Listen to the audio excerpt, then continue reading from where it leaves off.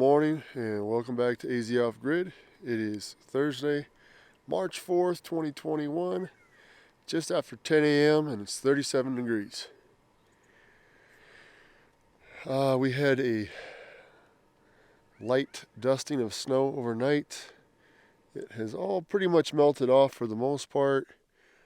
It actually snowed for quite a while, but it wasn't really that cold out here. It was only like 32 degrees overnight, and the ground was still pretty warm, so nothing really stuck around too long. I'm sure we could probably find some in the shadows over here somewhere. Maybe not.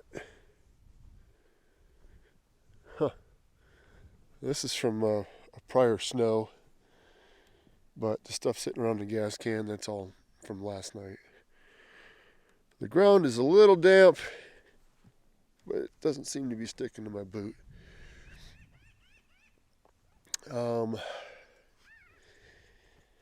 Okay, so yesterday was quite the shit show. We had some crazy violent winds all day long. Started about 8 a.m. yesterday and just blasted from south to north all day long. It was brutal. I tried to come out here and get some stuff done, but it wasn't fun. It was just a pain in the butt. So this little door right here on the side of the trailer is an access door to. There's a set of bunk beds right here, but below the bottom bunk is a big storage area, pretty large actually. And I haven't been in there in a couple of years. I've just been using it for storage for like BB guns and I don't know, hardware and stuff like that. But I decided to go in there yesterday because I was trying to see if there was a better way to access the plumbing on the trailer, and I knew that there was a wooden section. It was sectioned off in there underneath the bunk, the bottom bunk. It looked like it would be pretty. I remember it being pretty easy. Looks like it would be pretty easy to remove. And I think behind that is the water heater, or behind the water heater, and then it would probably go underneath, whatever you call it, the trailer. I was thinking, but anyways, so I opened this door and looked below the bottom bunk, and it was disgusting, is what it was. It was one giant nest. Some critter. It's either a squirrel or a pack rat. I've been seeing a lot of squirrels around here lately, but I haven't seen them. I've caught them on camera when I'm not here, running out from under the trailer, but I haven't seen them since I've been here, anywhere near the trailer. They've been hanging out around the trees over here, collecting berries and stuff, juniper berries. In fact, I've been watching them for like the last hour this morning, a couple of them over there. But they don't even come near the trailer. So I don't know if it's them or if it's a pack rat, but there were probably thousands of jelly bean sized turds in there amongst everything else. And what I can only assume is some insulation from this trailer that they pulled out and made a nest out of. So that got me really worried. Anyways, I ended up cleaning all that crap out of there. It was quite the mess. But I'm going to take you inside real quick and show you. I can't really show you, but I'll give you an idea. Let's see. Trailer's a bit of a mess, guys, because I've been kind of jumping from one thing to the next. But in the bathroom here, so here's the bottom bunk. It's actually like a full-size bed, but underneath there is that whole entire storage area. It's pretty big. And in the bathroom, I knew that there was an access panel back here. You probably can't see it as dark as it is in here. Let me try to turn the light on. Nope, that doesn't help. There's an access panel right here that goes under the tub. I wanted to take a look in there. Sorry for bumping you guys around. I wanted to take a look in there because that's kind of where the water was leaking from under the trailer the other day. Well, in order to get to that, you got to remove the toilet, which is not difficult on these. It's only two nuts and a water hose that connects in the back. That water hose, which is just laying against the tub right now. Pretty quick to remove these. It only takes like 5 minutes. Pretty simple. And they're very light. This one's plastic. It's not a porcelain. This is a cheap trailer, so they come with a plastic toilet, but very light, like, I don't know, 10 pounds, 15 pounds, whatever. So, 2 nuts, remove the water line on the back, and I just set it in the tub. Well, when I was, after I loosened the 2 nuts on the toilet and started to pull it up off of the bolts that mount it to the floor and to kind of move it forward so I can get my hand back there and undo the water hose, I looked down where the hose, as I pulled up on it, it pulled up a little more hose out of the floor. And boy, I did not like what I saw. Huge chunks of missing hose, chewed away by a rather large critter. And I pulled even more of that hose out, and it was just chewed all the way down. So that got me worried. I removed the access panel on the tub, on the side of the tub there, shine a flashlight in there, and under there is PEX line and more of this same kind of water line on the toilet there and wiring, and it's all been nibbled on and chewed on. So I think all of my water lines, really? Phone call right now? Oh, it's a spam call. Awesome. Anyways, sorry for that, guys. The water lines go from the sink on the other side of this, down below. On the outside is my city water connection. The city water connection, like I said in the last video, ties into the trailer water system, plumbing, and then goes in that under there, in that little whatever the heck that is they put on there. It goes under there and under the tub, and then connects with the rest of the plumbing, which goes to the sink. I got a feeling it's all been chewed up. So I'm going to end up having to replace all of the water lines in this trailer at some point. But before I even bother doing that, I need to get under that trailer, find out where and how a large rodent of that size is getting into the underbelly of my trailer, and I need to patch that or plug the hole to keep anything further from getting in there. Because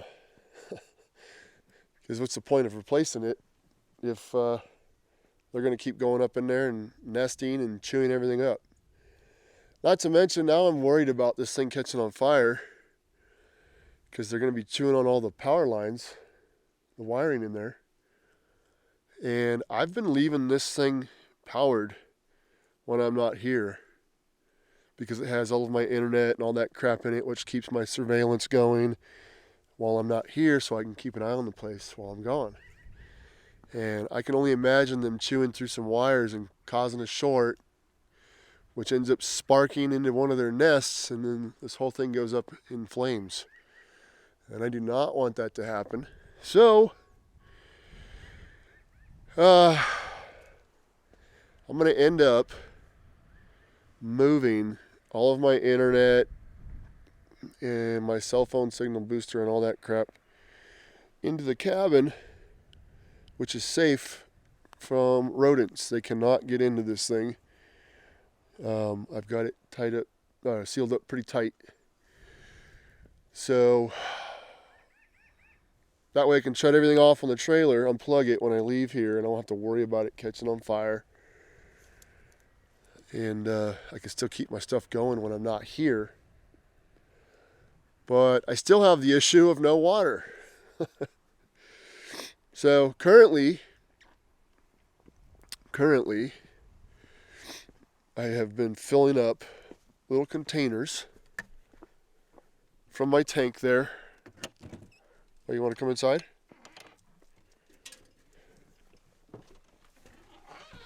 Oof. I've been filling up little containers like this with a spigot on it to do dishes and wash hands.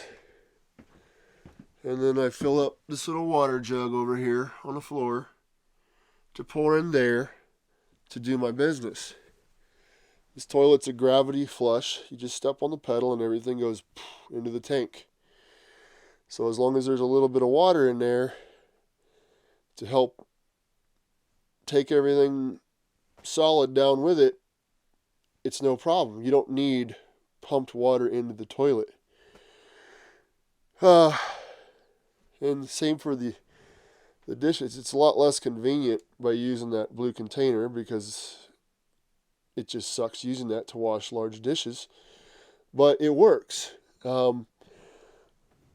So my tanks are still good.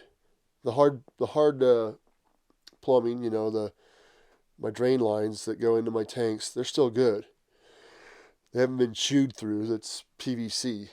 So I'm still able to use the toilet and the sink to wash dishes. I just don't have running water. I have to bring my water in to do it, which is okay. It works.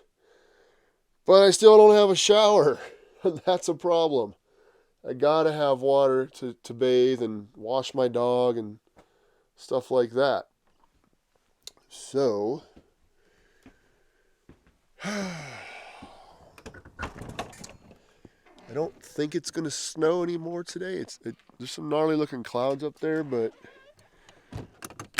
I don't think it's really going to snow anymore today. So I'm probably going to run over to Prescott, Arizona, and pick up something like a Camp Chef tankless water heater, small one. I've been wanting to get one for a couple of years because that's what I plan on using, or something similar to, once I eventually put the kitchen in over here and the bathroom over here to give me hot water. But yeah, now I kind of need it, and I don't want to be up here for another week and a half without hot water. So that's probably what I'm going to do today, is run over there. It's going to take me a couple hours to get there and a couple hours to get back, but I got to build some kind of outdoor wash station, I guess I could say. I've got a sink over here that somebody gave me a while back. It's not the best sink in the world. It's pretty shallow. Pretty darn shallow. But I don't even know if this faucet is any good. This was all given to me. Yeah, it doesn't look like. Looks like it's missing some stuff. Anyways, I don't know where I'm going to do it. I need to set up some sort of washing station.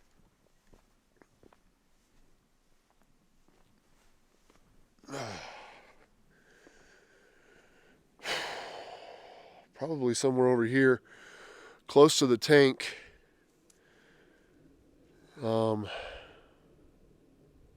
Yeah. So I don't know. I'm trying to figure out how I'm going to do it. I need a place to bathe. Even if it's outside, it kind of sucks because it's freaking cold here, but it's better than not bathing at all. I don't know, I might end up relocating the barbecue and putting together a small little wash station right here with a sink and a faucet, something like that, with the hot water heater right over here. I don't know, but that's what I'm probably going to do today, is run into Prescott and get a water heater. And I might as well stop off at Home Depot and pick up some more tile. I think I'm going to need more. And some more cement board. I don't believe I have enough of that. So I can get cracking on the stove in here. Because once I have the stove in there, I don't need to sleep in there anymore.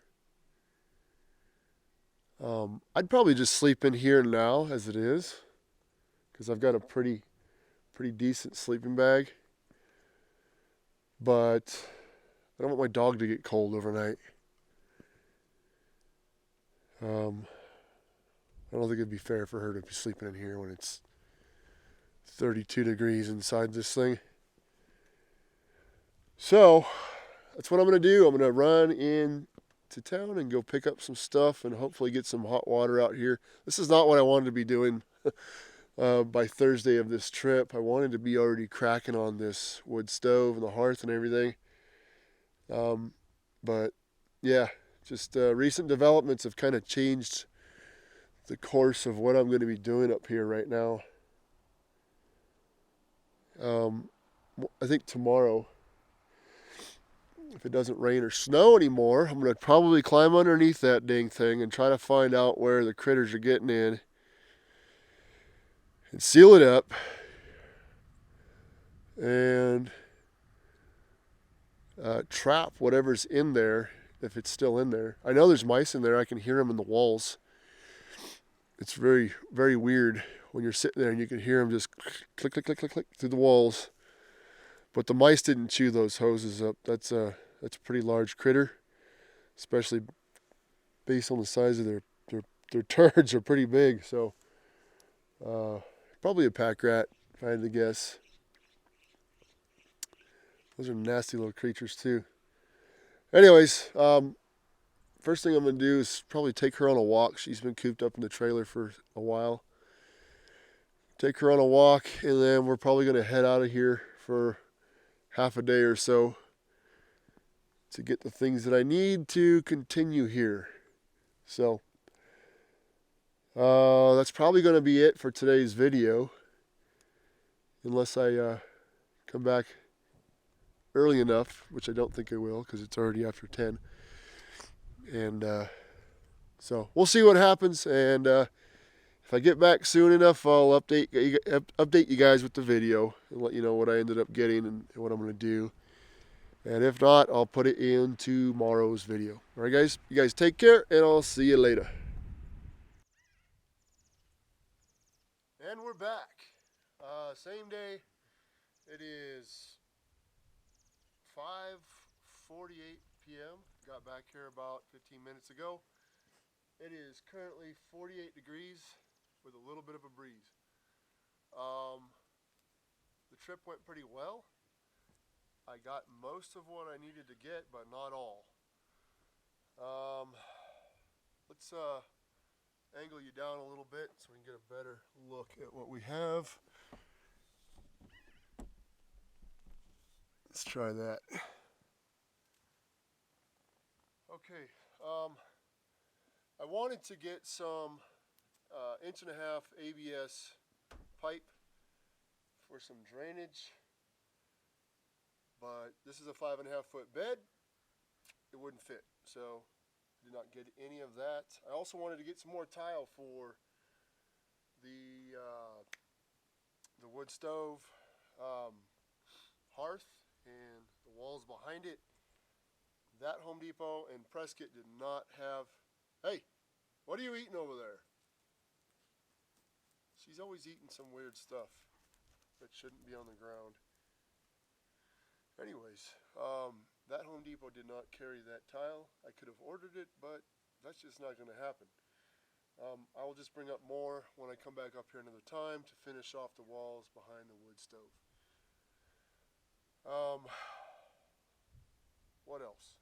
Oh yeah, real quick, the truck.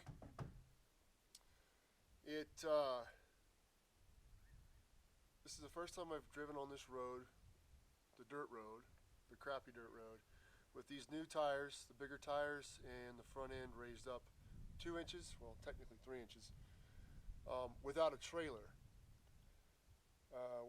What's the difference between the stock wheels and ride height? The difference is the road is so much of a smoother ride in this truck with these. They're just a little bit bigger, 1.25 inches bigger or so, but such a smoother ride. And something else I noticed, when I left here, I reset my MPG calculator, and I don't know what it is, because from here to Prescott and back, there's a lot of hills and a lot of stop and go, and I averaged 19.4 miles per gallon, which is almost 2 miles per gallon better than what I was averaging before I changed my oil. So I don't know what the deal is with that. And I was averaging 17.5 on flat freeway. Flat level freeway at 70 miles per hour. That's 17.5 mpgs before I changed the oil in this truck. So I don't know. I don't know if the oil did it or what, or if the altitude has something. I think you would get better MPGs at a lower altitude than way up here, but who knows. Anyways, let's get to unloading this stuff.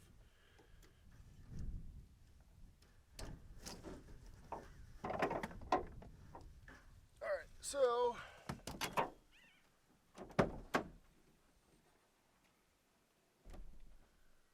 alright, found a cow ranch. If you guys haven't been to a cow ranch store, they are awesome. Love that place. Such a cool place to go shop.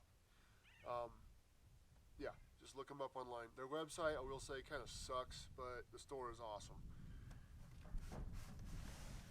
Found the Camp Chef water heater. It's a Triton 5L, whatever that means, but $130 something, I think. We got three sheets of the corrugated metal roofing. I'll take that out in a minute.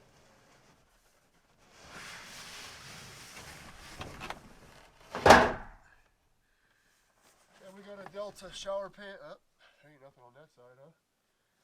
Weird. Okay, how about that? You can see that. It's a little shower pan.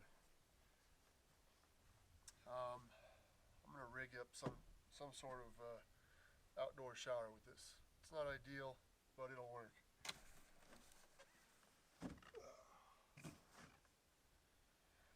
You can't see it, but there's 2 more sheets of cement board.